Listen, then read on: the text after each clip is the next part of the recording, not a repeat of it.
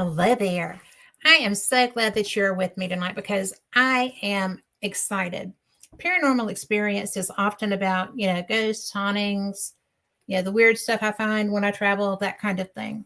But tonight, I'm really pumped because it's a Bigfoot show, a cryptid show, and I love cryptids. I have yet to find one, but I have watched friends who did, and I have been with somebody who was looking, and he said that we found something. I was too busy getting to the truck. So there's that. So, but anyway, this is going to be amazing. And I'm really pretty into this because this is Darrell Denton. He is from Tennessee, so he sounds like me. So y'all are going to be doubly southern tonight. And he is Bigfoot believers and other creatures. I think that that's pretty cool. And that is a.com. You can go check it out. He's been a mayor, so he's not afraid to dip that toe into Neverland. So that's going to be interesting too. But anyway, I want to bring him in. He's from Tennessee. He's really interesting. When I found him, I thought, now I might go into the woods with somebody with this background because I'm real picky about that. I'm real picky about who I ghost hunt with too. So anyway, let's bring Darrell on. Hello. Hello, good evening, Catherine. How are you? I'm fine. You can call me Kat. All right, Kat, that works. All right. So like we're from the South when we talk that way. Yeah. I know, right? Could it be that we are? Yeah, I appreciate you having me on. Thank you. Well, I appreciate you coming on because after talking to you, I'm surprised that you're not head down on your desk. You have been a busy man this week. I really stay pretty busy. I've been real blessed in my life to be have people that like to hear what I do and hear what I've done and talk about my experiences and my encounters. And I've done a lot of shows over the last 10, 15 years. So, I always feel honored for anyone to ask me, and I will try to always respond and be on someone's show, even if they're newer to the great one person that everybody knows. Either way, I'm trying to intimidate and be myself around them and tell them my experiences. Well, people like you are what keep the interest in these fields alive, because no matter what we do, I'm primarily a ghost hunter. I travel internationally to do that. I'm really fortunate with the things and places that I get to see and do. But it's really when we can have experiences, and I mean yours are so vast that fascinate people, and what you do does. It's a little scary too. I have a friend that does this up in the Kettles, and she's a woman, and I've known her online. I've known her for about 20 years. I've met her in person several times too when we would travel to the same place. And I just think that is, to me, that's more frightening than ghosts because they're fast, they're strong, they can be big or small, and you find all kinds of things, not just, like Harry and the Hendersons kind of Bigfoot. Yeah, it's been a journey. I have had a lot of experiences and been very fortunate on some of those.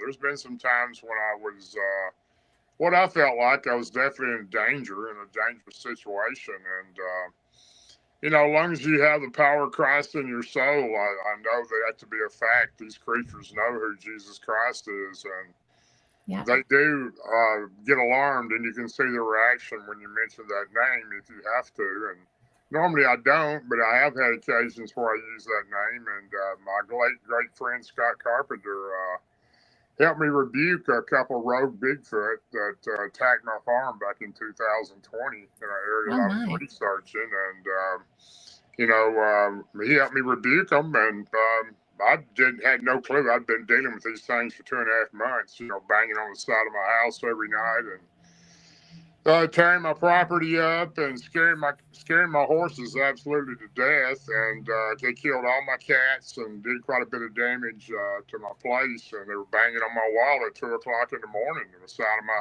house. And it went on for almost 2.5 months, and I was ready to just fire on them. And I waited up every night because I knew it was going to start. And I'd run outside, they'd be gone, and then they'd come back. Yeah.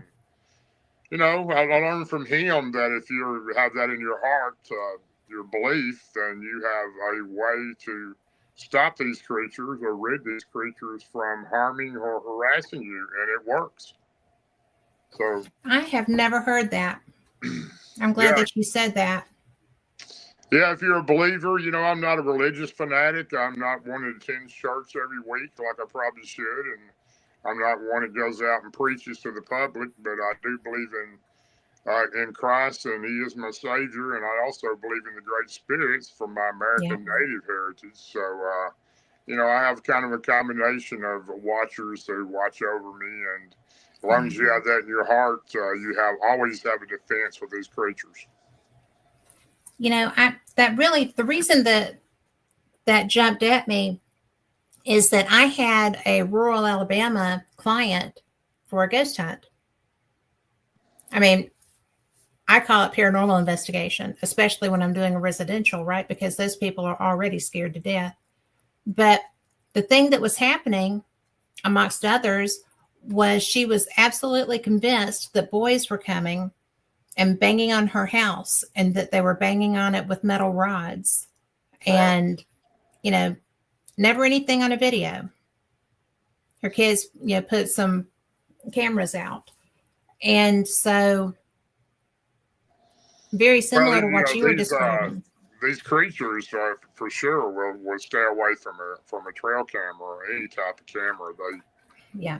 They don't like them, and if they see one, they're going to stay away from it. And if they can, they're going to twist it off the tree or whatever you got it mounted to. And if they can, they will stomp it into the ground. I've lost quite a few cameras back in the earlier day when I was doing this, and I learned a lot from being around these creatures, what they do and don't like. The biggest thing about these creatures is they have a unnatural ability to pick up what your intentions are inside you. And if they feel you have good intentions, then you're allowed to come into their home as long as you're not aggressive toward them and show them respect. And I always tell people, never go in the woods by yourself. I used to do it a lot, but I wouldn't do it now. I know what's out there. A lot more things out there than what I knew at that time. And some of these creatures, some of these Bigfoot, they're not friendly. There's different types of them. I believe I've seen what I believe is to be 4 or 5 different types, and some of them will harm you. Some of them I believe will kill you. Not sure you're not on the menu for some of them. So I wouldn't tell anybody to think all of them are good. They're just like people, us. There's good and bad in everything. So you have to be very cautious when you go into their area. And people message me. I get literally, not exaggerating, but at least 30, 40 messages a week from text or messenger. People want to know they got creatures on their property. Can I come out, or what I think they are? And they send me pictures and all type of things. And some of the stuff I see is pretty alarming, and some of it's really not anything. But just be very cautious if you're into this thing and you're trying to research. Remember one thing: you never find Bigfoot; he finds you.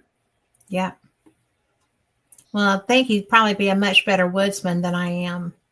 So, I don't know that I'm a great woodsman. I just have a lot of experiences out there. I've been doing this now pretty steady. And I haven't researched last year like I normally do because, my teammates, Ron Moorhead, my best friend, he's one of my teammates, and he just moved out of state to another area, and he's a little ways off. And then my other best friend, Martin Groves, has been real sick all year. He's just now gotten healthy enough where he can get back out and do things. And I'm glad Mike he did. Smith. Mike Smith, my other buddy, he did a documentary with Martin and I with Small Town Monsters a couple of years ago about the Yeah. dog man that tried to attack us in the LBL. And, he's a great guy. And we're all getting together here pretty soon. We got a documentary coming up, and I'm looking real forward to doing that with all my buddies again. I spent a couple days with Martin last month at his house, and glad to see him up getting around good. And it's going to be pretty interesting this year. We got a lot of things that we got planned, so it ought to be some new experiences and some new things to talk about. Well, I think that sounds like fun, and I am glad that he's better, because that's it's terrible when your friends are sick and you can't be there too. Yeah, I But kind of live in two states too, so I'm back and forth, couple weeks here, couple weeks there. So that kind of makes it a little difficult at times too for us to. It's the first year I've had this to go on like this last year, so it was a little adapting to all of us trying to get squared away with that because we weren't used to that. So we're used to going into the woods like every month and staying a couple 3 or 4 nights, sometimes a week, and certain areas we go to. And I'm not haven't researched as much as I normally do, but I'm running more into Dogman now than I'm into Bigfoot, and there's just a lot of things I'm learning about them that took me a long time to learn about the Bigfoot. And it all started for me in November the 6th of '92. That's when I had my first sighting, and led me into this path, and I've been on it ever since. what was your first sighting? That was November the 6th, 1992. But I mean, what did you see? Well, I was on my grandfather's farm, and I'd hunted on my grandfather's farm all the time. He lives in rural Cannon County, about 10 miles from Woodbury in the mountains, and I hunted there all my life, and practically grew up there. I lived there when my parents were working in town. He was 92 miles from Nashville, and they come home on the weekends. And until I started school, I was there, and then in the summertime, I was there to help him with his farming and his crops. And we were pretty close, and I knew the farm pretty well. But it's a large farm, and there was a lot of large farms around him, and it's such a rural area. It's just gravel and dirt road getting to his house, and no houses around us. We're in the middle of nowhere, and I hear all kinds of creatures out there at night or in the woods, but I never thought there was anything that lived out there like that. He never mentioned anything about any creatures like that. My grandmother was a little spiritual, and she had some things she would tell me, but we were kids there. We had to come in at dark because the boogeyman would get us, and Right. I found out later on what the boogeyman was, but you think Welcome to being Southern, right? because you think it's just an old myth and something to scare you a little bit to get you to get in the house, when it's time to come in. But there's a lot of things that live in the woods, and my particular account there was I've been deer hunting there for a long time, but me and 3 of my buddies went up there every year. We've been going at that time probably 4 or 5 years. Opening day of black powder or muzzleloader, and we'd stay a week. I'd pull my camper up there with my truck and park it next to my grandfather's barn, and we'd hook it up with electricity. And a couple of them would follow along in the truck and pull our 4-wheelers. We all had one, and we'd set up camp, and we'd be there from opening day was on a Monday, and we'd get there on Sunday, and we'd go out and scout our area out for the next morning, and we would hunt for the next Sunday. Then we would head home. We'd be there 8 days. I've been hunting there, never seen anything. We all got deer every year. It was a real good area to hunt. Nobody was around. Nobody hunted around there. Just a lot of farmers, but they were a mile or 2 away from my granddad. And that particular trip, I asked my granddad, where's the best place to get a trophy deer, Granddad? He said, he pointed off the back of his porch. You see that hill with that tree on it, the bent tree, and I remember the bent tree, and go to that mountain, go to the other side of it, and the bottom of it, there'll be a creek. There used to be an old grist mill there, and that was my home place where I was born at. You'll see the Oh, remnants of an old house, and it's fallen in now. There's some tin, and there'll be a fireplace still standing. It's in a clearing in the middle of the woods next to the creek there, and there was a grist mill there when I was a boy. And so I'd been there one time years before, but by car, and then we walked a mile in from the road, a gravel road, but not through the woods that way. And he said, go there, and you'll probably have a chance at a big deer because nobody's probably been in there in 30 or 40 years. And oh, wow. that was my grandfather's land. He owned it, but he hadn't been there a long time. He'd lived in that house for about 70 years. So he was 92 at that time, but he looked like he was 60, and he was still doing active farming. And, the next morning, went to the camper that night. Next morning, he come and knocked on the side of the camper, and he said, boy, get up, time for you to go. And the day before, I took my stand over those hills, and I'd found the creek and put my tree stand or climbing stand I carried on my back around the tree, and it was ready to go. And I'd climbed up in it and cut a few limbs off where I could hang a few things behind me, and my safety strap was already up there around the tree. And, I was headed that way. And that morning, I went behind my grandfather's house through a gate and crossed about a 200-yard field, 200-yard wide field to my grandfather kept his cows in that field. And on the other side was a wire fence with 2 or 3 strands of barbed wire, probably Right. 6.5, 7 foot tall. And I climbed over the fence and jumped over it into the leaves. And a lot of leaves, makes a lot of noise when you're moving. And I started walking up the hill a little bit, and these hills are like 45-degree angles. I'm not Yeah. exaggerating. They're just straight up almost. And I had to cross 3 of those to get to where I was going. It was a good hour walk, and in the dark, and I had my flashlight, and I'd hunted all the farm, but not that far in. And I started walking up the hill, and I heard something to the left of me. It sounded like a man walking. And it kind of got my attention because I knew none of my buddies were there. They were all hunting in different areas. We had about a 5-mile area that we hunted, and they were all in different areas, nowhere near me. And I knew my granddad wouldn't have anybody in there. And I stopped and shined my flashlight, and I didn't see anything. And I heard it walk a little bit more, and it stopped. And I shined it again. I didn't see anything. And so I just kind of hurried on up and got on over the first and second hill, went down to the third hill, and I got down to the creek, and I followed the creek around to the left, and I found my tree stand there on a tree on the side of the hill. And, it's straight up on a 45-degree angle. I'm almost overlooking the creek, but Right.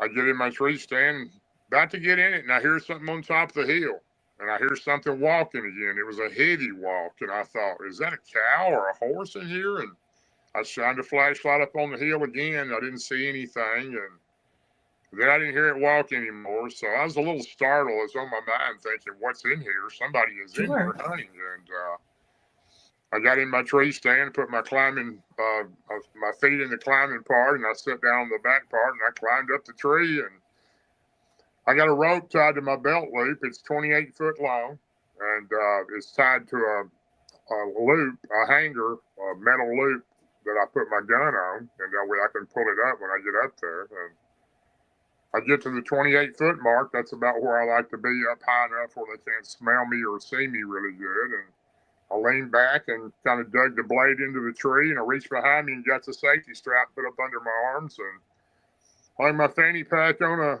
I remember it like it was yesterday. It was hung my fanny pack on a limb I'd cut off up there that had my powder horn in it and my Hornady bullets and my firing caps. And other limb I hung my binoculars and my lunch, and I was ready to hunt. I kind of leaned back and let it dig into the tree real good, and I had a little bar in front of me that pulled up, and it came up to about right under my neck as I'm sitting down. And then all of this camo fell out of the little bar. It was rolled up in it, and it covered my feet up all the way under my neck. And I'm sitting there waiting for the sun to come up, and I'm not hearing anything. I didn't hear that whatever that was walking in the leaves anymore, but it was still on my mind a little bit. And Well, sure.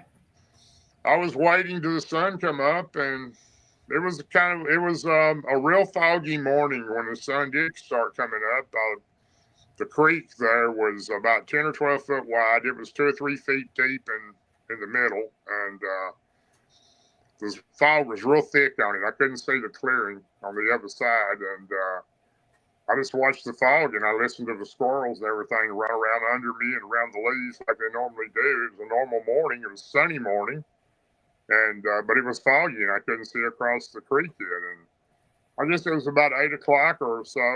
It cleared out pretty good where I could see real well on the other side of the creek there, the clearing, and that's where I went the day before. I went across the creek there, and there's a game trail right on top of the creek bank there on the opposite side, and Sure, yeah. and there was a lot of deer tracks in it, and they'd been milling around over there. There was some rubs and some scrapes too, where buck deer been rubbing their antlers, and there was about a 12 foot out limb from an oak, or I can't remember if it was an oak or a maple tree. I'm 6'5", almost 6'6", and when I reach all the way up, I can reach a little over 8 foot. So I hung my drag rag from the day before. I'd hung it up there, and that's a rag you put with an elastic band around your boot. When you walk in the woods, it covers up the human scent, but it leaves what's called a doe and estrus, kind of a lure to lure a buck deer or a male deer in. And I'd hung it on that branch, and it's about 8 foot in the air, and he'd been there all night, and it kind of saturated down that hollow there, and hopefully some buck would pick that scent up. And I'm looking at that. I can see it on the tree limb, and I'm kind of looking all right over the creek onto the game trail from the angle I am, even though I'm on the other side of it a pretty good ways.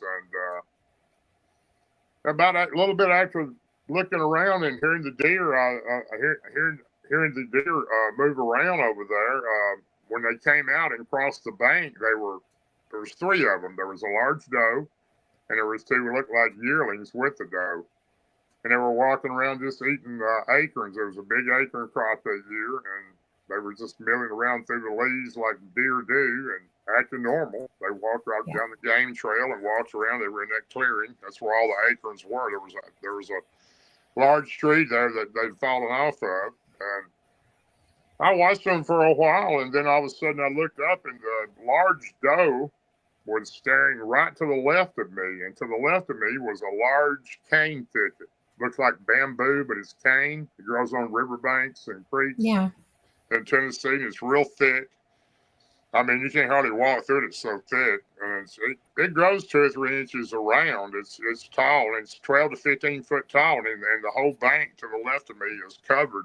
I can't see all the way down the bank. It goes around a bend, but I can see that cane all the way down, and that's where these deer had come out of. And somewhere over in that area when they crossed the creek, and I looked up, and the doe, the mother, the bigger one, was staring right in that cane thicket, was not even moving, just froze solid. And I looked, the other 2 deer were the same way. They were just doing what she doing. They were staring right in it, and I thought, here comes a big buck. It's about to come out of this thicket right here, and this tall, thick cane, and she just kept staring, and I thought, she's really checking out something. And then she raised up her right front hoof and went 3 times on the ground with it, with her leg and her hoof, like she was trying to get something to move in there. And I've never seen a deer do that. But and she was just frozen, just looking straight in there, and her ears were just barely moving a few times. And she was really listening, and the other 2 younger deer behind her were doing the same thing. And then all of a sudden she raises her nose up real high, and she blows sound like someone sneezes, except it's a lot louder. Yeah. Real loud down that hollow, and sounded even louder and an echo in that hollow. But and then she's just standing there looking again, and then all of a sudden she turns and she runs right in front of me. I'm looking right over on her, running right down the game trail, right in front of me. She's running as fast as she can. The other 2 deer behind her. And I watch them run off to the right into the hardwoods until they run out of sight. And I'm thinking, wow, I've never seen a deer do that before, unless somebody had spooked it or shot at it or something. And I'm thinking, well, this must be one huge deer in there, one big buck. And I'm looking over around the cane thicket and I don't see anything or hear anything. Then all of a sudden I start seeing the top of the cane moving. Something was coming through the middle of it. And it was pretty thick in there. I don't think a human could even walk through it, but I didn't think they could. And it was thick. You could hear it popping and snapping in there, but this cane was moving the tops of it, a big area of it. It was moving from the back to the front as something was walking to the front. Well, I'm all excited. This must be the biggest buck that I've ever heard of here because this thing is coming through this cane thicket. It's huge. And, I'm waiting. I reached down and I had my gun laid between my legs against that little bar that the camo fell out of.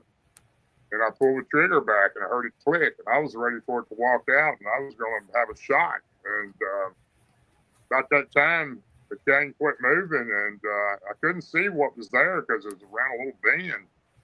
And then all of a sudden, I seen it. It stepped out. And I don't know what, I never seen anything like that. I thought, what in the world is this thing?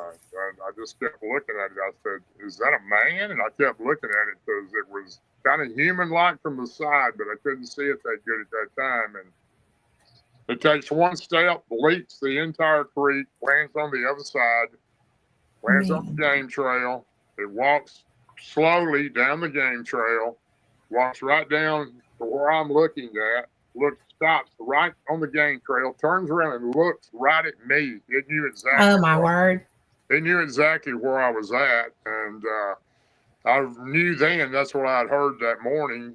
And this thing is so mad. It had the most evil, angry look. I've never seen anything to this day that was as mean and ugly as this thing was. And it had an expression on its face like it wanted to kill me. And it was looking at me and showing me its teeth. It just kept gritting them and showing them to me. And I'm only about 70 feet from this thing, and I can see it really good. And and it's just looking at me, and it's getting madder and madder. And I'm thinking the whole time, this thing's fixing to come across this creek, and it's going to pull me out of this tree. That's what I would be thinking. And at that point, I think, do I shoot this thing? If I hit it and it doesn't kill it, it's going to make it mad, and it's really coming after me. And I only got one shot because I'm not going to have time to reload. And I'm trying to make a decision on what to do. At the same time, I'm doing the best I can just to trying to breathe. I was just frozen. I can understand that. I couldn't even hardly breathe. This thing was really mad at me, and it was growling. Then when it got to growling, oh man, it started growling too. Oh, it was really growling, yeah. And then it all of a sudden stopped growling. It walks about 5 foot over. It reaches up and it grabs that drag rag I hung in that tree, and it's about the height of its head, and it just barely pulls it and sniffs of it, and then it just rips the whole tree limb out of the tree. It throws the tree limb on the ground. It's not a massive tree limb. It's probably 2 or 3 inches round at the base where it goes into the tree, but it still takes a lot of power to pull a tree limb out. And I know I couldn't do it, and I'm pretty strong. But then it walks right back to where it was at, and it looks at me, and it's showing me its teeth, and it's growling again. I thought, well, this is it. This thing's coming across the creek. And I was trying to make my mind up where to run, where to jump and run. Well, I really didn't know what to do. And running is just making you pray, man. And I remember, I had one of those old Iron Man watches on, and when I went into the woods, I'd push the button to see what time a deer came out, and that way I would kind of have an idea of when to come. And that little alarm went off, and it kind of even shocked me more when that thing went off. And that creature's staring at me, and it's really mad. And then all of a sudden, it lets out this unbelievable scream, like yell, like a cross between a scream and a yell. And it went on, it seemed like 5 minutes, but it was probably 15 or 20 seconds. But it was so loud, it echoed all down that hollow. And I thought, well, this is it. It's coming across here now for sure, because it's done screamed. Yeah. It's coming to get me. So I've got my hand on my gun. I'm going to get one shot on this thing before it comes and gets me. And then all of a sudden, for no reason at all, it just turns and it starts walking. And turned and looked back at me one time with a real mean look on his face, and it just kept walking. And I watched it walk straight ahead into the hardwoods, and it was just about gone out of sight. And I wasn't going to take 15 or 20 minutes to climb down that tree stand. I lowered that barn. I jumped 28 foot out of the top of that tree stand. And I landed in the leaves, and I slid all the way down into the creek with my gun above my head. And water was about waist deep. And I jumped up, and I took off running the same way I'd come in there. And I was running as fast as I could. And Wow. those hills are so steep. I got about halfway up that first hill. I just couldn't go any further. I had to stop and take a breath because I just couldn't catch my breath. And time I got to the top of the first hill, going down was a little better, and I was running as fast as I could. Now, these hills are like 100 yards tall, and they're straight up almost. And, even in good shape, my younger days, it'd be hard to do those hills. And going down the other side of the hill, the second hill, I'm running as fast as I can, and I get down it, and I'm going up to the next hill, and I look back on the hill. I'm looking back the whole time to make sure this thing's not coming. Yeah, sure. And there it stood on top of the hill, next to a tree. It was watching me. The one you just come down? The one I just come down, and I realized, oh my God, it's fixing to run me down and catch me. So it just kicked in my adrenaline, and I went over that hill, and it went down I was going down the last hill, and there's that barbed wire fence I had to stop and climb over. Well, I wasn't stopping. I jumped it. And I jumped it, and when I did, it caught my pants at the bottom where my boot was. Oh, no. Ripped them all the way up past my knee, but I didn't slow down. I tore a huge gash in the side of my leg and with that barbed wire, and I just kept going and looking back, and I didn't see it, and I crossed that field, and my grandfather's there where the cattle were, and I got to the other side, opened the gate, went through it, and reached through and locked it back, and was looking for it, didn't see it, and ran into the back of his house there, old wooden farmhouse, and went through the door, reached out and locked the screen door with a little hook on it, and slammed the door and locked it and deadbolted it. And I was looking out the glass of it, and I didn't see it, and went into the right of my grandfather's kitchen there. That's what I'd run into. And I went into the living room where he was, and I went to the far corner of the living room. There was a big pot-bellied stove sitting there between the wall and the middle of the house, and it was burning wood in it. It was hot in there, and I just sat down in the corner over there. I couldn't breathe. I couldn't even talk. I was so out of breath. I couldn't even talk. And my granddad was just looking at me. He was sitting there to the left of me in his rocking chair, and he goes, "Boy, what's wrong with you?"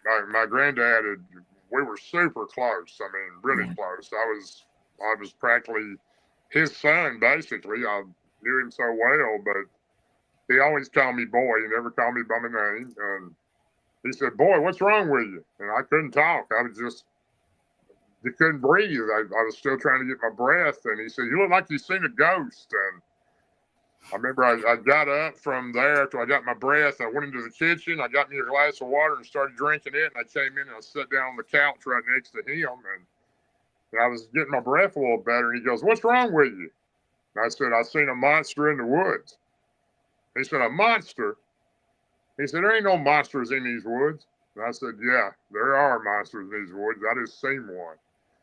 He said, "What did it look like?" And I told him. He goes, "Oh, you seen a wood booger." I said, "I've lived here.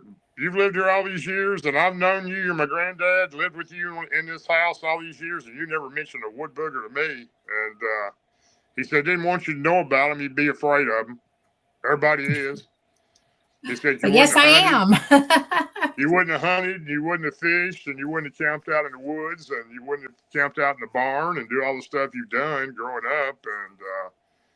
And he says, "Yeah, they run here. I've seen 4 of them in my lifetime real well. I'll be working in the field, want to be standing right there on the fence post just watching me work." And he said, "Them sounds you used to ask me about when we're sitting on the front porch at night?" We used to sit my granddad always sat on the front porch at night, and I'd hear these crazy noises in the woods, long yells, and sound like somebody yelling and screaming. And I used to say, "Granddad, what is all that noise?" He said, "Oh, it's one of them old catamites."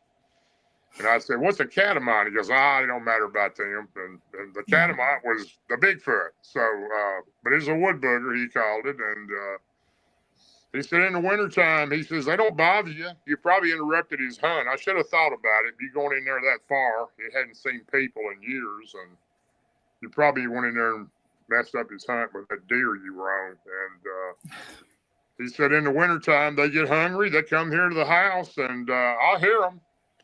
And they'll go to the chicken coop, and he had a huge chicken coop made out of actual logs that he had cut trees down with. And Oh, wow. there was probably 100 chickens in there, and because he sold eggs, that's what he did, and chickens. And he said they'll take 3 or 4 chickens when they're hungry, and they'll leave me a little pile of rocks and sticks right outside the door like they're paying for it. And I said, well, I don't know why you never told me about them. I said, I'll tell you one thing. They're definitely a monster. And he says, yeah, they're a wood booger, and they'll chase you down sometimes, but as long as you're in their territory, they're very territorial. And that was my first experience. I had nightmares for months. And, I bet you did. Good heavens. I mean, seriously. Yeah, one of my buddies came in a little bit later. I stayed there with my granddad. They all came in on 4-wheelers and heard them pull up. And one of them got a deer, and he had it hung in a tree out there. They were skinning it out. And I walked out there, nervous wreck still, and started talking to him. And they said, you do any good, Big D? Everybody calls me Big D. You do any good, Big D? No, I didn't do any good. And you see anything? I said, yeah, I seen something in the woods, but don't really know what it was. Some kind of creature. A creature. And I kind of told them a little bit what I thought I'd seen. They just said, you had too much to drink last night. We ain't never seen no creatures up here.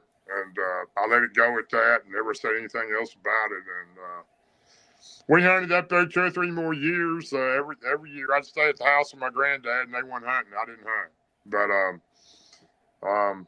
changed my life forever. It was pretty terrifying. It took me a long time to get over that. And, of course, back in that day, there weren't any social media. There weren't any groups. Right. There weren't any radio shows. You know, I was telling Dave Scott, I was on his show the other night. Dave and I are really close. I've done his show a lot of times. And I don't know, I've probably done 400 or 500 shows over the years. And there wasn't none of this around in those days. And I sure could have used it back then because there wasn't anybody to talk to. There wasn't. I mean, you had nowhere to go.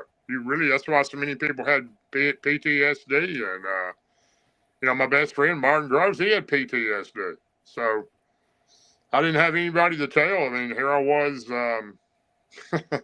I just got elected as a city alderman or a commissioner, my first little job I ever got. And, oh, my. And I couldn't go back and tell people, hey, I seen a Bigfoot or whatever it was. And so I went to the libraries and I started digging around. I was trying to find some kind of evidence of what this thing was I seen. And that's about the only place to go. And I found a book. I found several books, but the one book that I found that got my attention, it was a big book and it was colorful. Some of the pictures were real, some of them were drawn, and it had the top 10 species of Bigfoot. And I don't think anybody knows how many species there are, but there was a guidance to go by at that time anyway. And it had pictures of all these Bigfoot in there, different looking ones. And were they drawings or photos? Both. Yeah. Really? Some of them were drawings, some of them were photos. And the second one, wood booger. And I'll never forget it. The number 2 was called the wood booger. And as soon as I seen that, it was identical to what I'd seen. It was identical. Wow. Only difference was that picture had red eyes. The one I seen didn't have red eyes. It had dark eyes or black eyes. But it looked just like it. The one I seen had one side of its mouth was kind of deformed, or he had some type of accident. It was kind of miscontortioned on one side. But that was the book that I looked at, and that's where I first realized that I seen a wood booger. My granddad was right. That was it. And I don't know who the book was by, but that was my first reference to what I'd seen. And I didn't go in the woods for 7 years. Really? Well, you know, I'm not going to lie. I would totally understand that. How old were you? I can't remember how old I was that time. I was young 20s probably, but I know that you know, I never have been scared of anything, and I don't know if that's good or bad, but I really haven't, and I mean, I just don't get scared easy, but that thing there done something to me that nothing had ever done, and it lived with me for a good while too, because what little bit of deer hunting I did, I'd done out of my truck in my grandfather's field there, or my other grandfather had a farm also, and then we had land back home where I lived too, and to deer hunt, but I didn't go in the woods, and I refused to go in the woods. So, took a long time to get over that, and it was I never did get over it, and I never would have gotten over it if I hadn't had my second encounter. That's really what changed me, completely changed me, and if I hadn't had that, I don't think I'd be the same person today because you know it was only about. I had that in November of '92. Martin had his dogman encounter. Martin Groves, I'm talking about, in the Right. Labyrinth Lakes in April of '93. So Martin was my best friend then. He was chief deputy officer in my district, and we'd go to lunch together. I was a commissioner at that time before I became a mayor, and we stayed together quite a bit at lunch. And you know, it was pretty remarkable that as close as he and I were, he had an encounter after I did, and he was the only person I could talk to. I mean, if you wouldn't tell people you've seen a Bigfoot or one of these creatures, you weren't ever getting reelected again. They probably think you were crazy. And him being a sheriff's department, he couldn't tell nobody he's seen that No. thing. But him and Harry went through a lot more than I did. They were really traumatized. Martin had PTSD for years. He didn't tell his Oh story my until gosh. 2022. 2022 is the first time he ever told his story at the Paris Landing First Annual Dogman Conference, and I went with him for him to tell it. And it was pretty. He brought the house down. He did. He brought. There was a huge crowd there anyway, and it was incredible, honest, true story. And he's a different person after that. He took the weight of the world off of his shoulders, and even though he told me bits and pieces of it for years, and I watched him go through a lot over it, I went through the same thing, and Yeah. maybe not quite as bad as he did, because Harry, his partner, never recovered. His partner had a stroke after that happened, and he never went back to work. Oh my And gosh. He saw it on duty? he didn't. He didn't come back to work when they were officers at the county, and But were they on duty when they saw it? no, they were turkey hunting. Oh, I saw it. They were on. They okay. took 4 days off to go to the LBL to go turkey hunting, but they had to go back to work. And Martin went back to work, but Harry didn't come back to work, and he was sick. And a few days after that, he was supposed to be back. He had a stroke, and he was a younger man. He wasn't old, and he never came back. Never came Oh back to my work. gosh. So you know, it done a lot to those guys, you know, and I knew Martin well, and I could read it on his face. You know, he had the weight of his shoulders on him. It was terrifying. He had two dogman creatures that tried to kill him and Harry, and then two Bigfoot tried to keep him from leaving. So, So they were working as tag teams? Correct. There was 2 or 3 dogmen, and there were 2 Bigfoot with these creatures. They were trying to get out of their campsite in the truck, and 2 Bigfoot were blocking them in the field. They had to cross to go out and get to the highway. And So, but they were working as teams. correct, yeah. I mean, I'm not sure That's today crazy. they could have possibly been Gugway. I mean, I'm not sure they were Bigfoot, and Martin don't know for sure, but he knew they were Bigfoot-looking creatures. Right. Which a Gugway looks like a Bigfoot, except they have a little snout and pointed ears and double row of teeth, and they're more known to be aggressive like that, and they are in the LBL. And Okay, what is the LBL? Because people are hearing this, the and LBL is the land between the lakes of Tennessee and Kentucky. It's 180,000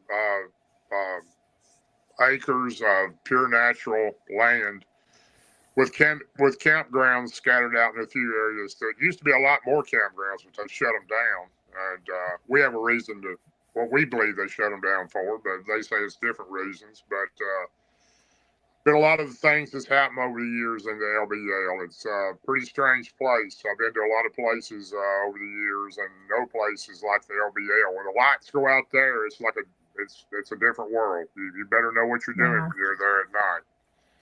And there's a lot of evil there, and some people will go there for years and see nothing. Then some people will go there and they won't ever go back. So there, over the years, there's been missing people. There was a family killed there in '82, the LBL massacre.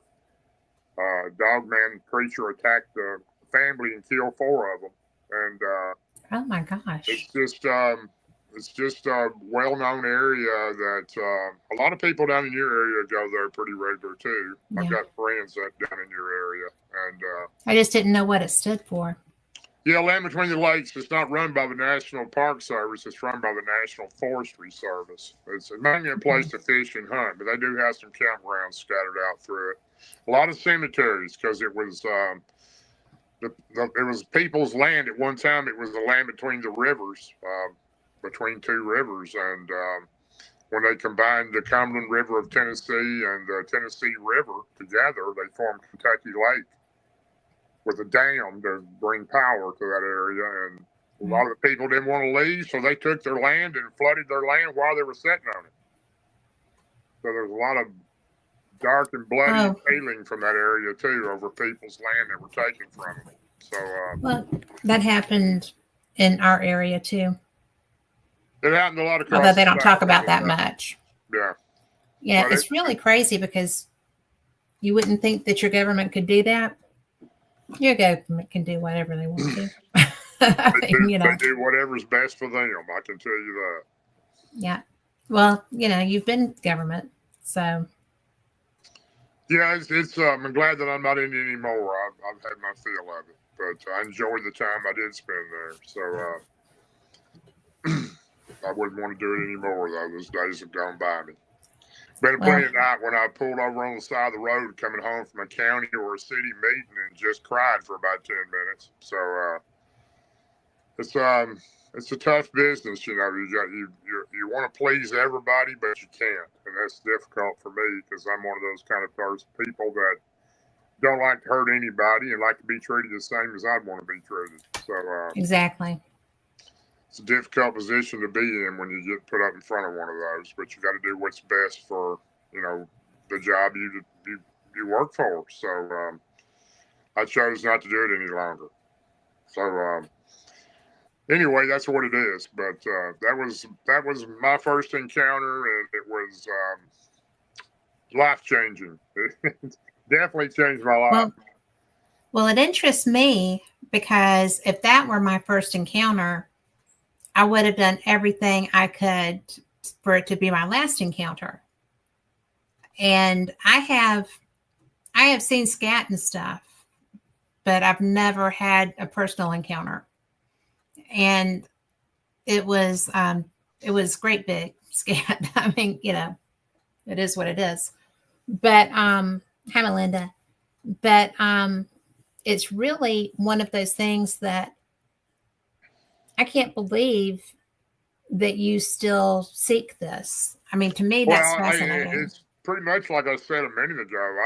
My grandmother told me a long time ago that I had a special gift, and my grandmother on my dad's side was Lakota Sioux Indian, and she was very spiritual, and I learned a lot from her with the spirit world, and that wasn't the grandparents that I lived with. That was on my dad's side. My mom's parents is who I lived with, and but I do believe that has something to do with me being where I'm at today, and I do know that I have a special way with these creatures, and I've developed that over the years, and I can feel them when they're around, and I can be driving down the road, and I'll go through an area, and I'll just slow down. I feel them. They've been right in here. I know that sounds crazy, but I really can. And I don't think it sounds crazy. I think it's the physical side of a gift. Well, like I said, recognizing it. Maybe so. And, Martin has the same thing. Martin Groves has the same thing with Dogman. He feels them.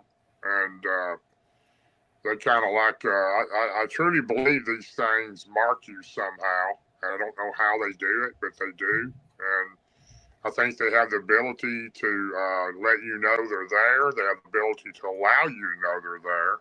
And they all also have the ability to follow you home when they want to. So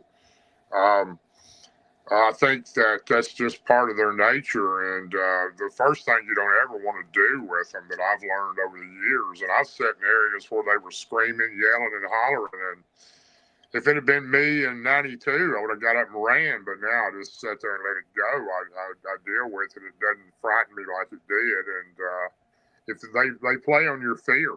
So yes. if you let them know you're scared and you show fear, they're going to make it worse on you. And they will do that. They enjoy doing that for some reason. Now, my second encounter changed me completely. I would, like I said, I never wanted to be doing what I'm doing now, and I wouldn't have been. My second encounter was 7 years later on the Cumberland River. Oh wow, that long? Yeah, it was 7 years later. I've never been back to the spot where that happened to me at in '92. I guess my stand's still there. I don't know, but can always buy another one. never been back there, I don't know. My granddad's passed away now. That land's all sold, so somebody could have went in there and got it or whatever. But who knows what happened to it?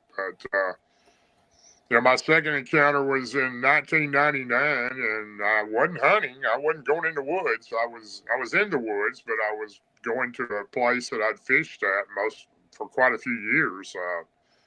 Two of my buddies, Dwayne and Donnie, took me to this spot. It's right down past an old water treatment like plant or sewage plant or something. And he had some family member or cousin or somebody that worked there. And back in that day, you'd drive through a gate in the front, and you would drive around the back of the building and park in a fenced-in area. And it was remote out in the country between Nashville and Cheatham County. And it's pretty remote out there, and I'd fish there a bunch of times. You park your car or your truck there, and you go through this gate, and you walk down this game trail back behind this plant on the Cumberland River, on the banks of it. And you walk back there about 200 yards. It's just a game trail you're walking on. You can see deer tracks and everything in it. And walk all the way back, and there's a spot there that has a creek coming out, and it runs into the river, and then there's a big sandbar on the side of that creek that goes out in the river. You can walk out on the sandbar to about the middle of the river and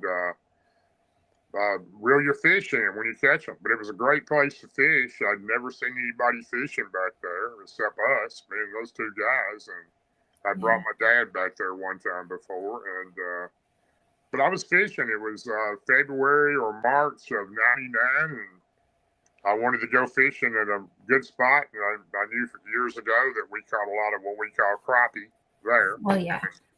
And it's a real good spot in the river. The water's pretty clear right there, and it's pretty clean, and it's pretty good, pretty deep, 15, 20 foot deep. And I caught my gear, and I went back there to go fishing that day. And I carried a big bucket of styrofoam bucket of minnows and 4 or 5 dozen of them, and went down, and I carried a 5-gallon bucket that I sat on, and I carried my gear in it, and leaned against the tree and sat on the bucket, and I got all my poles out in front of me. And when you catch a fish, you walk down on that sandbar to reel it in, because if you don't, you reel it on the bank, you'll catch it in all the tree limbs and the roots hanging out of the side of the bank.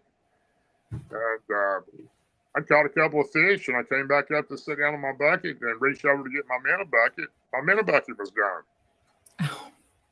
And I've never seen anybody back there. It's real remote, rural. I've seen animals back there, but not people. And just me and my 2 buddies. It's been quite a while since they've been back there. And I looked around for my bucket, couldn't find it anywhere, couldn't figure out what happened to my minnow bucket. That's strange. You just don't take off by itself, and it's kind of a cool time of year. It's February or March. It was in the low mid-30s that day. And oh, wow. I couldn't find it. And right to the left of me there, where I was sitting, there was a huge patch of kudzu, these real thick vines, just massive bunch of vines. And that game trail went right through them. They're real thick, couldn't see through them. But You got to get on your knees almost to go through there on the game trail. I'd never been back in there before. As far as we'd always go fish right there, and I didn't know what happened. So I got my gear up, picked up. I had no bait. I went on back to my truck and I left. And next weekend I came back and brought another minnow bucket with minnows in it. And it'd been raining a little bit this day. It was a little wind blowing, and I started fishing and caught a couple of fish. I was having a pretty good morning and went up and sat down on my bucket, reached over to get a minnow. My minnow bucket was gone again. So I'm starting to think, well, somebody's playing some kind of joke here, because you don't lose 2 minnow buckets 2 weeks in a row, especially a styrofoam minnow bucket that floats in the river. It won't sink. You'd still see it going. Looked around everywhere for it. I couldn't find it. I started yelling in the woods. I know you're in here, whoever you are. I thought it was a kid's what I thought it was. Right. Some kid was in there playing a joke or something. And anyway, got all my gear together again and hit it out. And it was the best time of the season was in that time frame, 2 or 3 months time frame for catching those type fish. And went on back to my truck, and I didn't get to come the next week, but it was the week after, and I came back, brought all my gear. But this time, it was a sunny day, beautiful day. It warmed up a little bit. It was probably in the low 40s. Real muddy because it had been raining. You could see mud and all kinds of tracks in the game trail. Looked like dog tracks, all kinds of tracks on the game trail. And I brought but this time, my minnow bucket, styrofoam minnow bucket, had a metal handle. I tied a little rope around it, and I tied it around the tree next to my bucket, and it was about 10 foot, the rope was. A little small, thin rope. That way, if something grabbed my bucket, it was going to take time enough for me to see what it was. And I brought my 410 shotgun with me, little single shot shotgun, and leaned it against the tree. And I caught 3 or 4 fish, and I went down, and I put them on a stringer, and I was doing pretty good. And I come back up to sit down, and I looked over. My minnow bucket is over on the game trail up in that kudzu where it's real low, stretched real tight with the rope. It's from the tree to there, and it's stretched. And I could see the bucket sitting there, and I couldn't see anybody around it. So I got on my knees, and I crawled up in the kudzu in the game trail. And up in there, you could stand up a little bit because it kind of opened up. And up to the left of me in the kudzu, maybe 10 foot, there was a minnow bucket laying there. Up to the right, just about 4 or 5 foot, there was a minnow bucket laying there. I figured, well, there's my 2 minnow buckets from the week before. And I looked down at this minnow bucket. I was fixing to pick it up, and I was looking around. I didn't see anybody in there, and that kudzu was so thick I couldn't see up inside of it. But I didn't hear anything. I didn't see anything, but I reached down to get my minnow bucket, and the top is off. It's on the rope. It's leaning down, and half the water is spilt out. And I had 4 or 5 dozen of minnows in there, and there was only 1 minnow. And I looked down in it, and I said, I just thought. And then when I looked down to where the bucket was, it was real muddy there where the water had spilled. It was already muddy anyway. And there was a footprint. And the footprint was not a massive print. It looked like maybe, 10 or 11 inch track. It wasn't huge. It wasn't little, but it wasn't huge. And I thought, okay, some kid's in here taking my minnow bucket. He didn't realize it was tied to the tree, so he tried to run with it and spilt my minnows and my water out of it. So I take my bucket and the other 2 buckets, go sit back down next to the tree, and I just act like I'm fishing. Even though I'm not fishing, I'm looking out of my left eye, out of my peripheral vision, trying to see what this person is doing in here. And I'm going to catch him. I've got my 410 shotgun, and I'm not going to shoot him, but I'm going to make him think I am. And I waited for, hour and a half, and I thought, well, whatever it was is gone. I was just about to give up, and I had no way to fish. I only had 1 minnow. And I just sitting there, and it's getting a little closer to dark, and all of a sudden, I see this creature bend the head down like that. It's holding onto a tree, a little tree up there in that kudzu. I can see the tree moving, the top of it. It's looking at me. Then it went back in real quick when it seen me look at it, and I went, "Oh no, I'm not going to be around these things again. I don't want Time to go. anything to do with these creatures again." Now, this one didn't look anything like the one that I'd seen before. It looked more Really? like what I call the number 3, number 4 types. It looked more like the Patterson Gimlin type. Mm. It looked nothing like the wood booger, but still, I didn't want anything to do with these creatures. I thought it was some kid selling my minnow bucket. This thing, I'm sitting there looking. I just sitting there, and it jumps back out and peeks again. And I went, peeked at it. And I said, time for me to go. I got all my gear, my shotgun, and I hit it out as fast as I could get to my truck. And I said, I do not want anything to do with these creatures, because there's a little one, there's a big one. And Yep. I am not getting back into this again. And got everything loaded up, and I flew out of there. All the way home, I thought about that creature. All the next week, I thought about that creature every day. Couldn't take it. I went back the next week. Brought all my gear, set it all up. I didn't have any minnows. I just act like I was fishing. And I sat there on my bucket next to the tree with my shotgun on the other side of me, laying on the ground. And sat there a while, and there it was, looking at me again. Same one it looked like, and it just kept staring at me, and I kept staring at it, and I was looking around. I was just waiting for the bigger one to come out and attack me is what I kept thinking. And I kept looking around for it, and I could hear something moving in that stuff, but I couldn't see what it was. And then just a few minutes later, it's probably a couple of hours that went by before this one came out, the first one. And it was a female. She was about 5 foot tall. And behind it, another one came out that was about the same size as that one, and it was behind the female. And they were just sitting there looking at me like they wasn't even scared of me. And I'm thinking, are these things going to attack me? Or is the mother coming around the backside of me, or the father? I had all kinds of thoughts in my mind. And I have a question at this point. Yeah, go ahead. You brought your gear with you this time. Did you have more than a single shotgun? No. I did. I didn't bring it. All I brought was a 410 single shot shotgun. Yeah. Because I wasn't planning on violent. And there's more than one. I wasn't planning on killing them.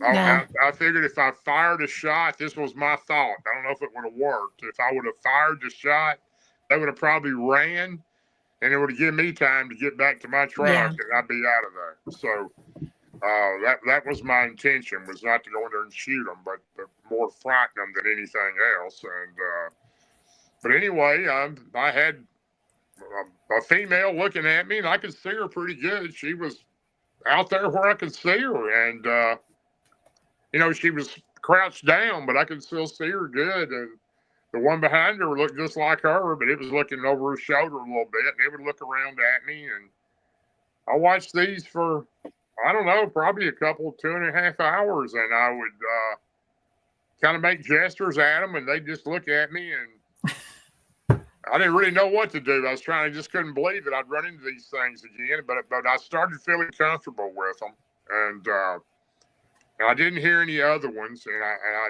I did make some verbal sounds. Are you by your? Just ask them. I don't remember what questions I asked them, but yeah, but just trying to communicate. Yeah, just trying to. I didn't feel. I knew that there was bigger ones, because there always are. There's always a family. Right. They're always together, just like the one that I seen on the ridge when I was running that time after I had my encounter. That wasn't the same creature. That was a different one. Probably kin to that one. So, and it could have killed me if it wanted to, but it didn't. It just wanted to scare me to death. So, well, it did a good job. It did a great job. Yeah. Yeah. But these, these creatures were not real big. 5.5 foot tall, and they just sat and looked at me, and I didn't feel frightened or anything by them. And I told them I'm going to go.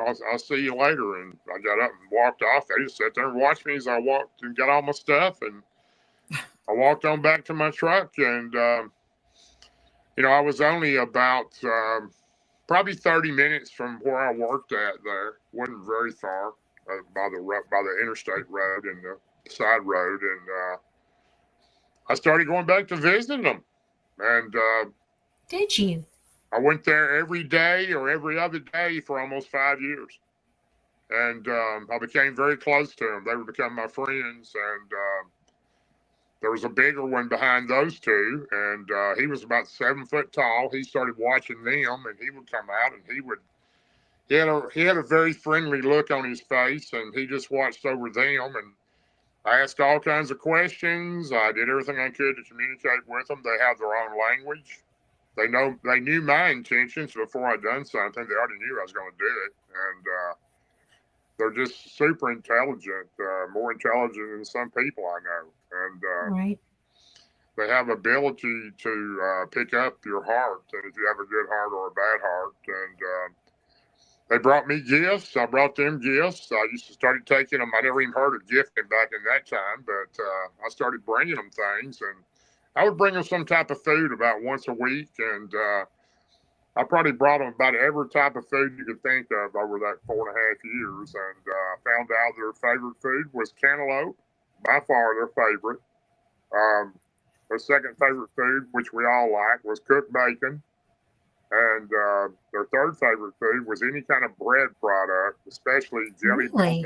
jelly-filled donuts. They would eat all of them I could give them. So, and they didn't want them thrown on the ground. They wanted them put on a little plate and push them over next to the kazoo, and they come out and get them. So That's a they're riot. they're kind of a clean. They don't want their food thrown on the ground any more than we do. And they brought me gifts. I came in one day to bring them something, and I sat down on my bucket, and there laid 3 catfish still flopping. Brought me 3 fish, and they made me a old cardboard half-gallon milk carton. They stuck sticks through it that made little X's out each side, and it had vines around it. It was cool looking. I still have it, and their marker of their family of what they're called is an X. They have large X's. They had huge X's right there in the woods with yew trees broke at the bottom that formed X's, and then they had them laying on the trail too, the X. That was their family marker, and I learned a lot of things from them, and I camped out with them, spent the night with them. I stayed in my spot. They stayed in the kazoo, and I could hear other ones in there. But I only seen How many do you think there were? At least 7. At least 7. Maybe 8. But I know, I seen the 3 regularly, and I heard some other ones across the river too. And I don't know if they were the same family or they were a different family. But I camped out in there one night, and they'd look over the kazoo to look at me when I was trying to sleep, and it was pretty cool. But I became really close to them, and I tried to communicate with them as best as I could, and I asked them lots of questions, and sometimes they would nod, and sometimes they would jabber whatever language they speak. They have their own language. They do understand English. They can speak English, and they understand other languages. They understand American Native language, which I gave them some words from, which I address them as the Chayutaka, which is the Lakota Sioux relate to the hairy man of the woods is the great keeper and the elder of the forest, and that's what Chayutaka means. And they knew what that meant. I asked them where they came from. Where did you come from? And I would draw in the dirt right there next between me and them. And are you from another galaxy? I got that head now. I got 2 of them. And really, did you come from another galaxy? Okay, that means you come from there, up there, way up there. Okay, all right. So I got, when I used to leave, they learned, they picked up and mocked my language. Every time I would leave, I would say, bye, see you later. I'll see you tomorrow. If I'm not here tomorrow, I'll be here the next day.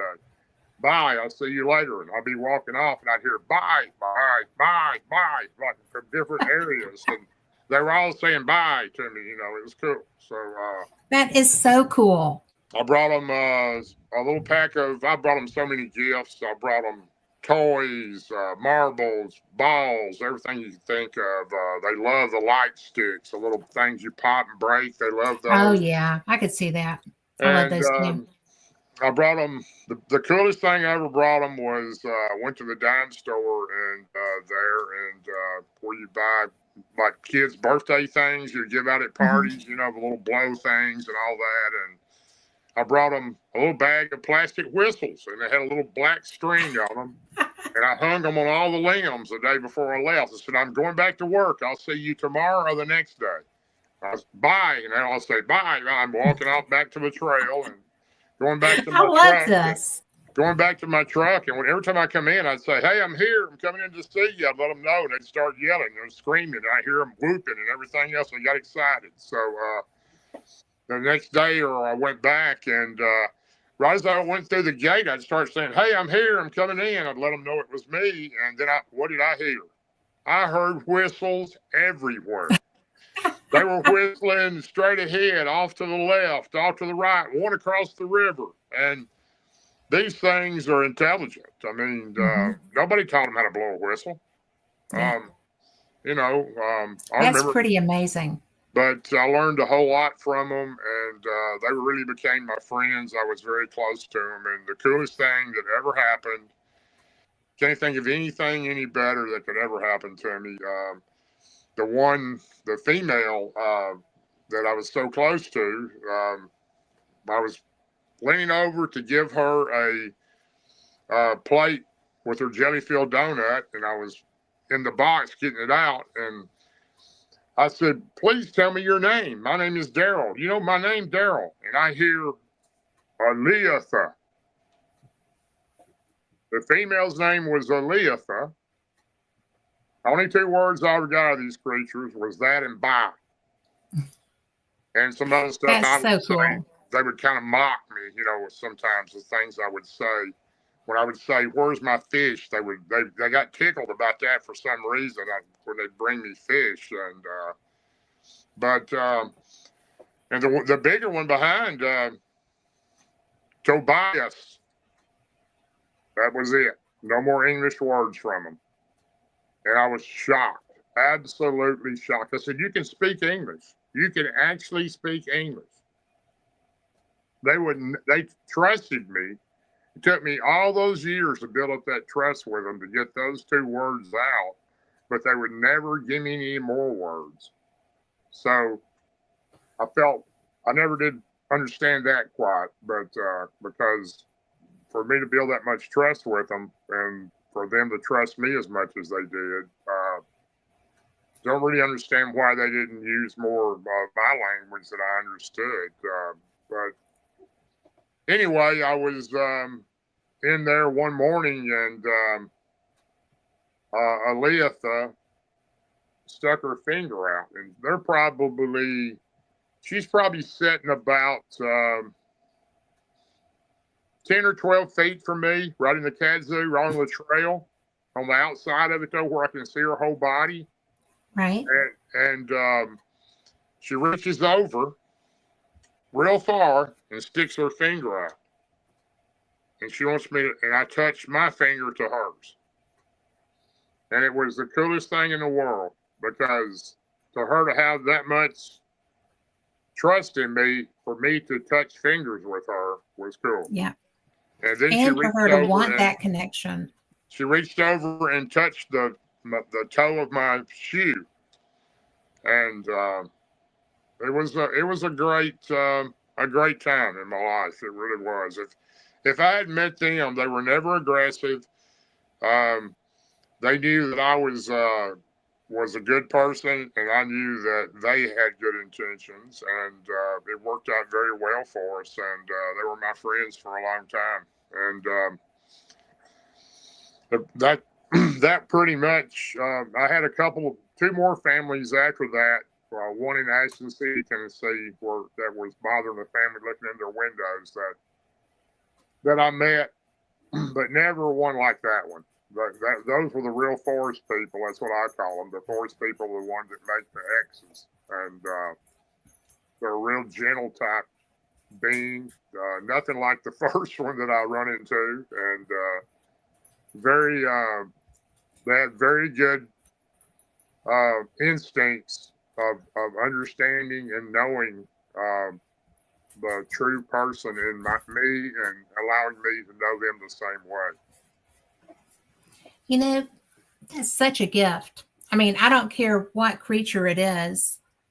That's, I mean, I'm a dog whisperer, so it's kind of one of those things that it's just an absolute gift from the universe, from creator, from God, from whatever you want to look at. 100%, I agree. 100%. You know, very well put. It's amazing that the abilities that those creatures have, and they're not. I'm a 100% believer now. There's, of course, I'm very close to. I'm a very good friend of Dr. Melba Ketchum, and Robin Haynes is one of my closest friends too, and I have no doubt that these creatures are, the DNA showed that they were 58% human female and the other part unknown. And you take 100 pieces of DNA, over 100 pieces, you can't mess up enough to come back with those facts and then to be wrong. Right. So, I know they're not an ape. They're a type of human. They're part human. They're a human hybrid is what they are. And yeah. I 100% believe that, but to find some that were like that is very difficult. I don't know that I'd ever find another family like that. They were realistically true friends to me, and I know they felt the same way about me. And I brought a friend in there one time with me, and I never brought anybody in there with me, and they allowed me to do it. I told them 3 or 4 times, I'm bringing my friend in, one like me. I kept telling him, try to explain what I wanted to do because he wanted to come in, and he knew that I was honest about him, and he just never sunk into him about these creatures being what they were. And and he was my buddy. It's hard to grasp.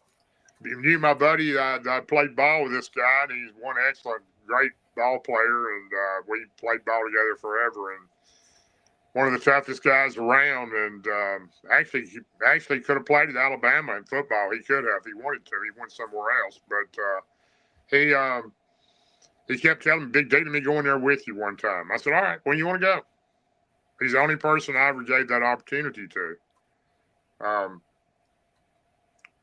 He went in there with me one day. We pulled up, and he walked down the trail with me. I yelled at him, I'm coming in. I got my friend with me, and I went and sat on my bucket there next to the tree, and he sat right behind me looking over my shoulder, and they didn't come out. I was waiting and waiting. They didn't come out. I thought, well, maybe they're not going to come out because he's here. And finally they came out.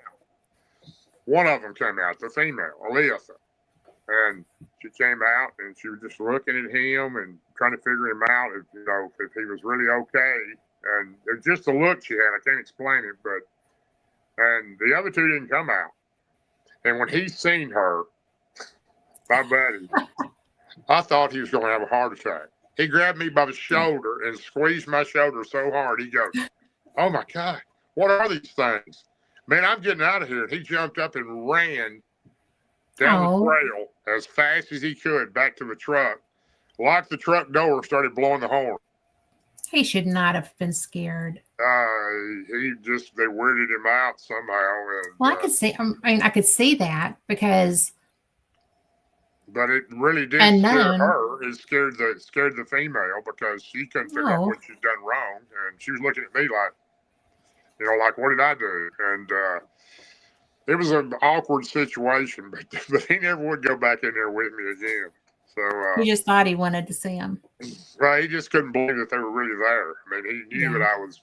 He listened to me, but until you see him, it's kind of hard to let it sink in. Well, that's understandable though, because we are so geared by society to pay no attention to that. it's kind of like, pay no attention to the man behind the curtain kind of stuff, because it's it's a history thing, right? Right. Because we didn't treat natives well, we didn't treat animals well Still don't either. treat them well. No, we do not. And I mean, I got rescues here that will prove that. But we've got, and then you've got something that's not supposed to exist. Yeah. And then, boo, here we are. I think that's your story just absolutely fascinates me, because I know people who are, who do what you do, but don't have those relationships because, like I said, up That was a north, super rare opportunity in my lifetime. absolutely. If I could find another relationship like that, I'd be out there tomorrow morning, because it's just so rare for that to happen. And I do believe, I know 100% that it changed my whole belief in these creatures, and I was no longer, I had a fear toward them like I did. And if it hadn't been for them, I would have felt like I did the rest of my life, probably, with after seeing the first one. But, we're not all alike. And like I said on the first of the show, there's bad and good in everything. And I think that there's a whole lot more good ones of these creatures, and there is a lot of different types. I don't know how many, but I'm no expert on anything. I can only tell you what I've experienced and encountered. But I can tell you that these creatures weren't the type to harm you unless you tried to harm their family. And I don't even know that they were. I never seen the big elder. I could hear him. Right. I heard him several times. He would a loud like noise, and I could just tell he was the one that was making the decisions on them let them be seen by me. And he had the larger one watching over him to make sure nothing happened to him. And but it was a great experience, really was. It was a great experience. Well, how did you go from being just a guy in the woods talking to friends, right, to being the guy that does all the things you do now? Well, I don't know. It's just, my team that I've had for a long time,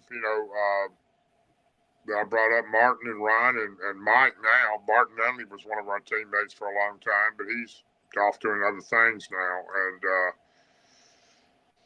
being with those guys and being in an area that's completely different than that, when I've been into the Blue Ridge Mountains, I've been into the areas of West Virginia, I've been into some pretty crazy areas where some creatures are in there that probably wouldn't want you to come home alive. And when you get around a team that you learn to build trust around, and they got your back, and it's not like taking somebody you just met in there. These guys I've been with for a while, and I know if something comes up, and they know before I have to say it, they're already thinking it. And it's just a bond that we've kind of grown together. And Martin he's been mainly interested in the dog man for a long time, ever since they tried to kill him. And he's interested in Bigfoot too, but at the same time, his goal is, and our goal with the LBL is, in all the national parks, is we want people to know these creatures exist. We don't want campers to go in there and not know these creatures are there, and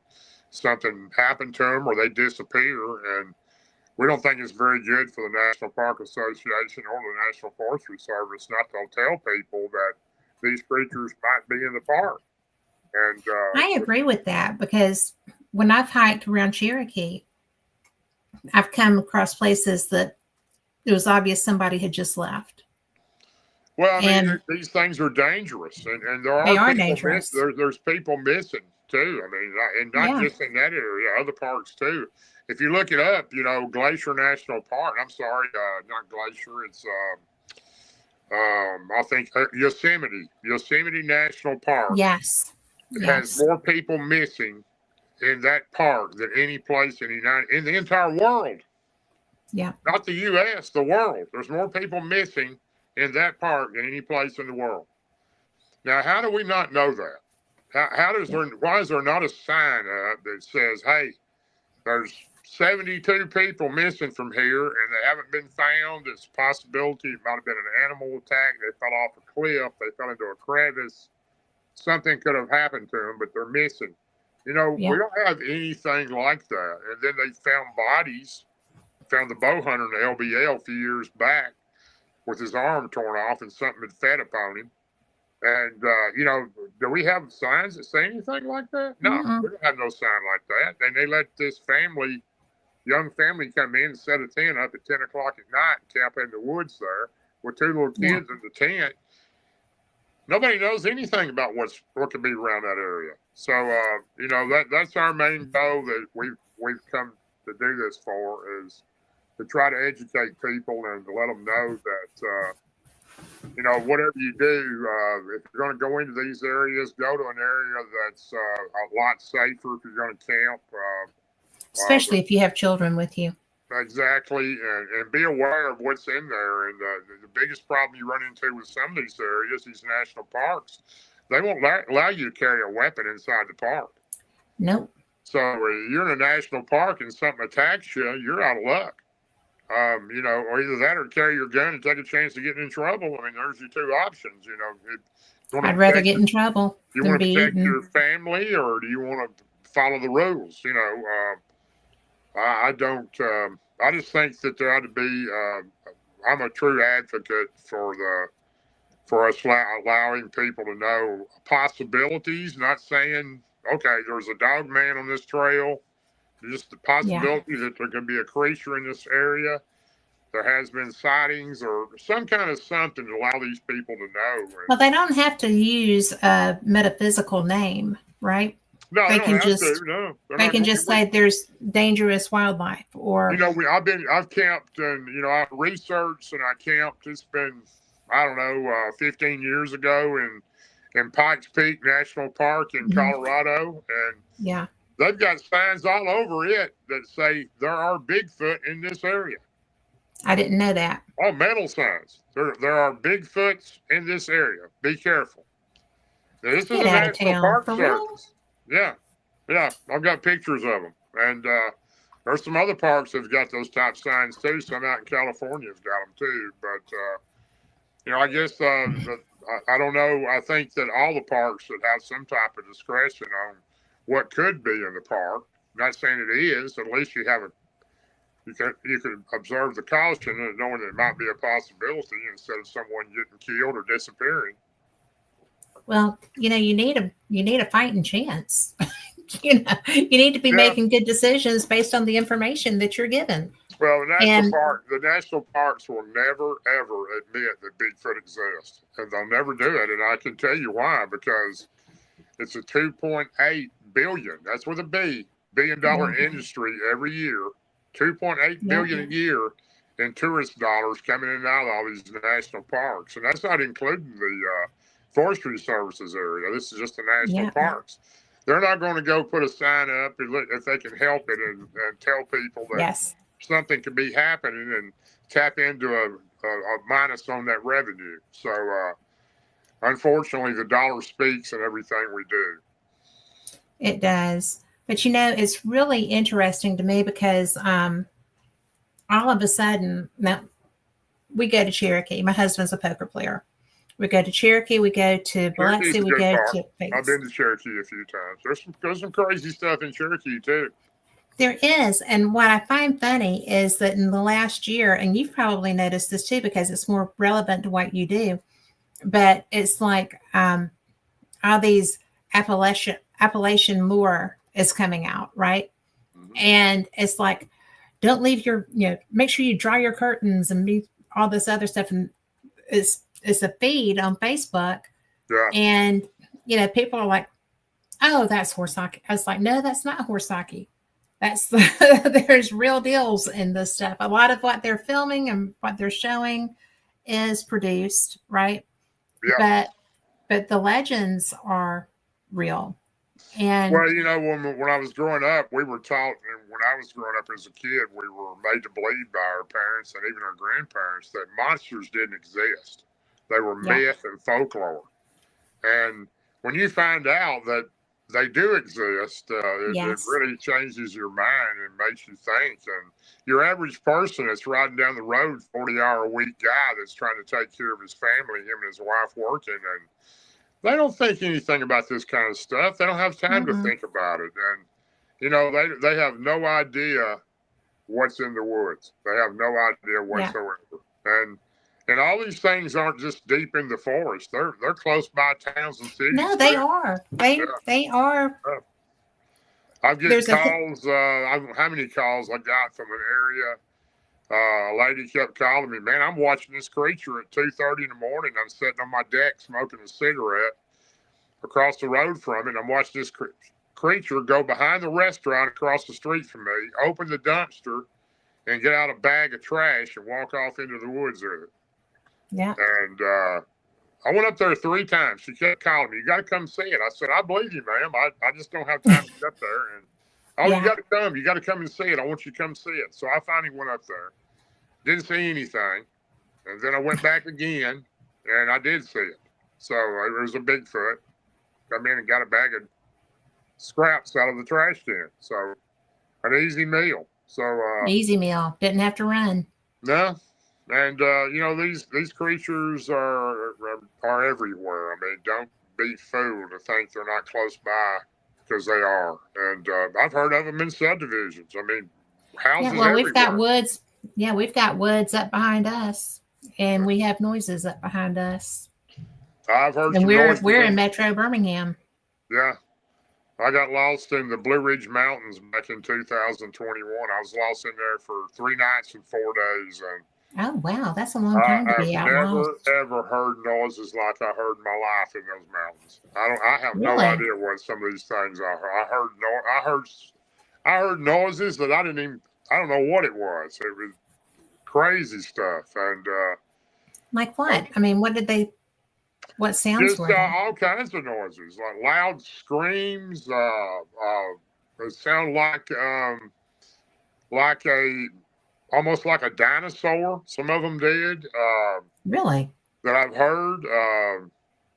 Just all kinds of weird noises. And I was, That could have been a big cat though, couldn't it? Because they have kind of that deep barrel yeah, chested it was roar. different than that. I can't Oh explain wow. what I'm talking about. And I made a big mistake. I went in there to meet a couple that wanted me to meet them there in the Shenandoah National Park. They had called me all summer and wanted me to meet them and see the area about 3 miles in that they had a Bigfoot family and they wanted me to see them. And I told them I'd seen them before, but they wanted me to come and they knew who I was. They were one of my people that followed me. And I went up there and they didn't show up. And I walked on up in the woods where they told me where these creatures were, and thinking they would just come up, pull up and come on up. And they never did. And I got back in there pretty far and it got dark on me. And I had a little bit of gear with me. I had a little backpack and matches and a heat blanket and a few things, little snacks and water. But left my gun in the truck. But wasn't planning on being there long, 2 or 3 hours, and Yeah. got off trail up in there and got lost. And my Wow. granddad always told me, find a waterway and follow it. It'll take you to civilization. That's what I did. And I camped on the river at night. I slept under a log one night and had all kinds of animals walking around. I could hear them. Yeah. And, I don't know. There was all kinds of crazy stuff in there. I didn't want the animals to know where I was because I didn't know for sure Yeah. what they were. And they Sure. probably knew where I was. Well, they would smell you. But I hid up a tree a couple of times and got up in the top of one, and there was some crazy stuff in there. I don't know what all of it was. I wish I could have seen some of it. Some of it, I'm glad I didn't see it. It didn't sound Yeah. real friendly. Yeah. And but anyway, I got my way out of there. But I've done some crazy things over the years, so I advise everybody to always carry a personal beacon with them when they go in, and always let somebody know where they're at and when they plan on coming back out. Have you been up and done any work with that Olympia project? No, I was asked a couple years ago, but I just haven't got that far. It's out in Washington. Yeah. I've been very fortunate. I was asked to speak at, to be at Beachfoot this last 2 years, and I really wanted to go to that. It was out in Oregon. Ron went and spoke, and they only invite the top 100 people in the world to that event. And I was asked a couple times by Todd, and real honored that I was invited, but just couldn't get there. But I'm planning on getting there sooner or later. It's just been so far across the country for us. We hadn't had a chance to Well, get it there. is, yeah. About as far as you can go and not get wet. We usually have a lot of conferences too in the summer, so that makes it a little difficult too. Getting away that long, because I've got quite a few conferences already lined up for this year. We got our first one coming up in the 6th or 7th, I believe, of February in Cadiz, Kentucky. So Martin Groves and I will be there, and Steve Causey and quite a few other people in the Bigfoot world will be on. There's a radio show there that's going to do a special there in a distillery in Cadiz, Kentucky. So, but we do a lot of stuff, around the area and across the country. It's a lot of fun. It takes a lot of time, and anybody thinks you make money out of this stuff, good luck. Let me know how to do it. So I know, right?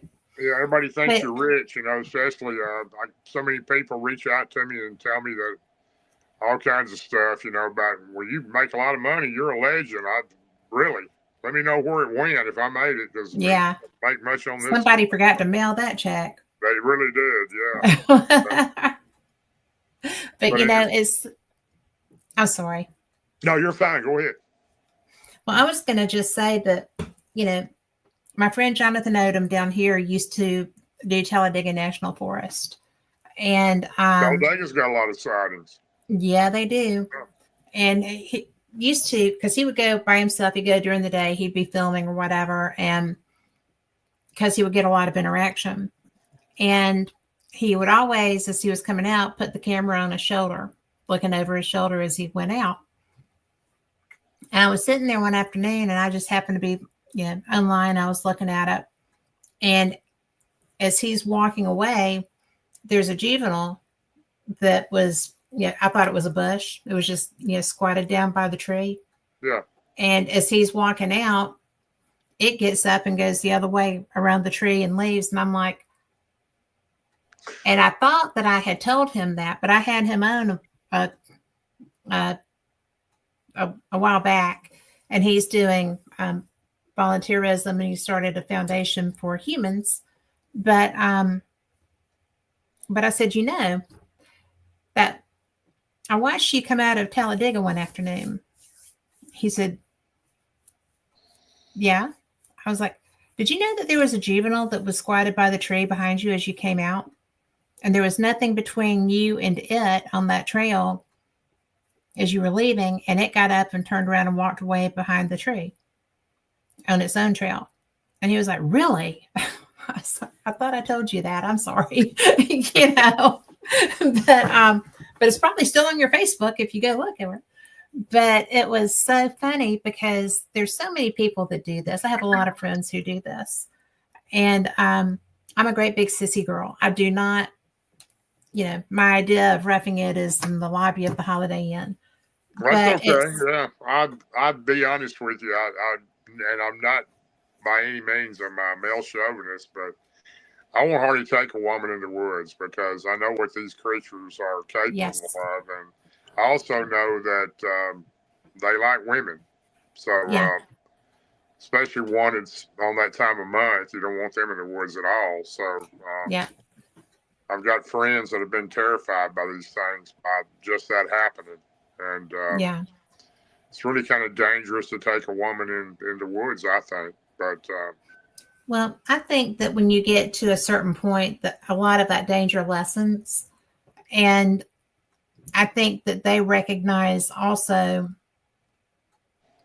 age, because I would not put up any pheromones that would get somebody riled up. I understand what you're saying, but I've had older women but I wouldn't do it. I've had older women they were attracted to too, and I know that because they've contacted me. And Yeah. They just seem, just to give you an idea, the female Bigfoot, Sasquatch, forest people, whatever you call them, and I do think there's different types, and I think there are I different do. type of them, but the females are more friendly with me. They always have been. I don't know why that is, but they always have been. The female have been more friendly. The same thing with the male Bigfoot is more friendly with the human woman, and maybe it's just nature. I don't know, but Could be. I know that Well, that's the case that there's it is. with humans, there's an interesting dynamic along those same lines, though, because I tend to get along. I grew up with boys, right? Yep. And I tend to get along really well with men because, we had three girls in our neighborhood. And if you have three girls, there's always one, somebody's always odd man out. Yeah. So we all had our I turn being understand odd that. man out. Yeah, I understand So, that. Yeah. so we hung out with the guys when it was our turn. But it was so interesting because I interviewed this young woman. She was actually the Olympic group's Bigfoot Researcher of the Year. Shelby, I can't remember her name. I hate when I do that. But when I talked to her, her husband had fixed a rig up for her where she was on top of a van. And she was in, what forest is that up there? Olympic? Yeah, Olympic National Forest, yeah. And she was working up there. She's from Texas. And I was just like, do you feel safe when you're out there? She's like, well, I'm off the ground now. And I said, but it's a tent. you know, you're a woman, you're out there, it's a tent. And, the safety factor, like you said, women are, I'm I know that women and men are on a very equal plane in most ways. Body strength is not one of them, and Right. speed is not one of them. Right. And, if you got in a bind and something was attacking you, there wouldn't be a way to go, really. And because I have heard of doors being lifted off of vehicles, yanked off of vehicles. And what are you going to do? Well, give you an idea, a lot of the areas that I've researched over the years, and some of them, I mean, real deep in the woods. I'm maybe 7, 8 miles in, and nothing but remote. Yes. I've seen trees as big as my leg just twisted like a twig, where they just twisted them for a marker. And anything that's got that type of strength that can do that, Yes. is incredible. And I see all those trees. As a matter of fact, I have people send me trees all the time. And I know you see them that are implanted upside down in the ground too. And Alaska's full of those, but some in the U.S. around the states are like that too. They find them like that, but not as much as they do in Alaska. And I can't even imagine the amount of strength it takes to do that. No. First of all, you're trying to pick up a 1,000-pound log and jam it into the ground. So, it's unimaginable of what our minds wrap around. It doesn't work. And the abilities that these creatures have, I have no doubt when you get out of your vehicle, they know you're there. They can see. Oh, yeah. They can see. They can see a mile away. They can smell you. They Definitely can hear the you. smell. And people tell me, "Well, hide your gun." Well, let me tell you about hiding your gun. If you fired that gun the last couple of months, you're going to have residue powder on the barrel. They can smell that. So, yeah, there's so you can't trick them. You really can't. Well, They're do way you too think that smart. do you think they're mystical? What do you mean by mystical? Interdimensional? Do you think that, well, interdimensional is another thing, but do you think that they have abilities? Well, obviously they do, but do they pop in and out? Are they there all the time? Are they, which would be dimensional, I guess, but Yeah, I do think some of them have that ability. I don't know that all of them do. I've seen one that I was very close to walk behind a tree, a big tree in the middle of the woods. And, okay.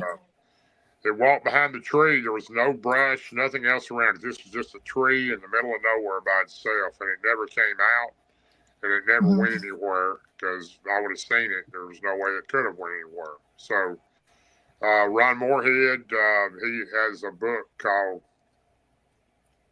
Quantum Bigfoot. It's the Yes. physics of how the higher energy goes, and I've read that book 5 times. Every time I read it, I learn a little more. And Ron and I have a show together on Monday nights called Okay.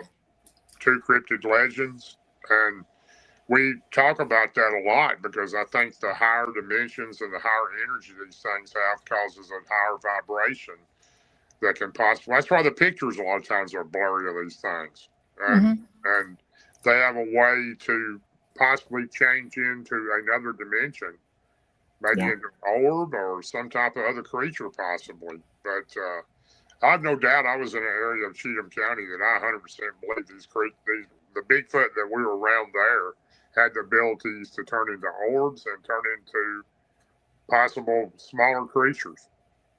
Um, Well, that's because cool. it was just too weird to the things I experienced there for them not to know. It was just strange. It would take a while to tell that story, but it was very weird how that happened. And that's the same area when I got run out of there by so many orbs coming at, just flying all around us. I just had to Oh my quit going in. gosh. I had to quit going in there a while. Me and Billy Howell, and I went to my house and I said I'm going to take a break for a couple of weeks. That place is getting too crazy for me, and that's when the Bigfoot started attacking my house. Oh my gosh. And I'd never done anything to cause them to do that, but I had 2 or 3 rogue Bigfoot that went on in my house for about 2.5 months. And Wow. I had a horse that was a full-blooded stallion, and nobody could touch him but me. The farrier would come, he couldn't touch him. Nobody in my family. My daughter couldn't even touch him, and she's good with horses. And I went out one morning. My horse is, he'll walk up to me, but nobody else. And he was standing there with his hair braided. Get out. I'm not lying, no, sure did. I called the sheriff's department and told them to come out and check it out. All the tracks that were around the stable where these creatures were coming in, scaring my horses to death. And And they somehow, braided his mane. well, yeah, they braided all his hair on his mane, and nobody else could have done it. And those creatures have the ability. Yeah, it's probably kind of like when I've been zapped twice by Bigfoot, and I've been zapped once by a dog man, and a zapping or infrasound, whatever you want to call it. Your Yeah. legs go numb, you can't hardly walk, you can't hardly move, Yeah. and your stomach is upset, you got a headache, and that's the way it is with Bigfoot. Dogman's the same way, except you have your chest feels like somebody's standing on it instead Yeah. of a stomach issue, and maybe that's how they do the horse. They freeze him where he can't move, and that's all I can figure. But I couldn't believe that anything could braid this horse's mane, but it did. That's amazing. And so very cool. Well, But it's almost a little frightening if you think about it, because anything that has that type of power and ability, if it can do that to a 1,500-pound horse, what can it do to a 250-pound man like me? So yeah. it's pretty amazing that the abilities these creatures have. I never get, every time I hear something different about them, it just amazes me, some of the things they're able to do. And Well, for somebody that doesn't like getting exposed to these things, I love the topic. And I've talked to some other interesting guests about this too. And but I have had the best time with you. But we have a question that just came into chat a minute ago, yeah, sure. and I want to go to it. And hey, Sue, it's good to see you. But have you ever recorded audio of their speech? It would be interesting to compare to the recordings made by others. And Sue, it's good to see you here. But have you ever recorded? No, I haven't. And the ones on the river are the only ones. Now, I've heard the other ones make noises and make vocals, but the ones on the river would do that on occasion, but I never recorded any of it. Back in that time, that was in, you know, early 2004 was the last time that I was around those creatures, and Yeah. I never took any type of device in there and did that. No, but of course, Ron Moorhead, my best friend and my partner on our radio podcast show, he's got the Sierra Sounds. I don't think you'll hear anything better than those. So, Oh, cool. Are you familiar with the Sierra Sounds? I am not. You've got to hear the Sierra Sounds. If you want to hear some real vocals, he's the man who was there at the camp in the Sierra Nevada mountains in their hunting party in 1971, and these creatures were scaring them to death. They actually built a fort around a tree to keep them from coming in on them, and they were really loud and big. And yeah, look up the Sierra Sounds. I've got a copy of it right behind me here, but of course there's no way to play it. But Yeah. it's called Ron Moorhead, the Sierra Sounds. If you're a member of my group, I got it posted in our group. You can listen to it in there. But I'm pretty sure I'm a member of your group because that's how I found you. yeah, because Ron is also one of my admin, him and Martin are. But Sierra Sounds is the most well-known vocals in the world of Sasquatch talking and speaking, and it's been examined by so many different people to try to debunk it, and nobody could ever figure out how in the world that it could have been done by nothing but these type creatures. So, well, I'll tell you, I was up in Zion National Park just for a day last summer, and just up there, there's no way anybody could get through every place there. It's the West really fascinates me, and I go down. Whoa, oops! I go down to the like I went down toward Area 51, and I was so shocked that there's such a amazing greenscape just in the middle of a desert. That's is not. that out in Nevada? It is Nevada, yeah. Well, actually, Zion, I think you go into the next state because I didn't drive that one. But sometimes I rent a car and sometimes I just take tours. But it's really interesting to me, the environments that are out there, that there's no way anybody could get all the way through. And there's caverns, and there's, we have caverns here. Well, there's a lot of caves, the Tennessee, Kentucky area, yes, and Alabama is full of caves. So, yeah, one of the largest cave systems in America.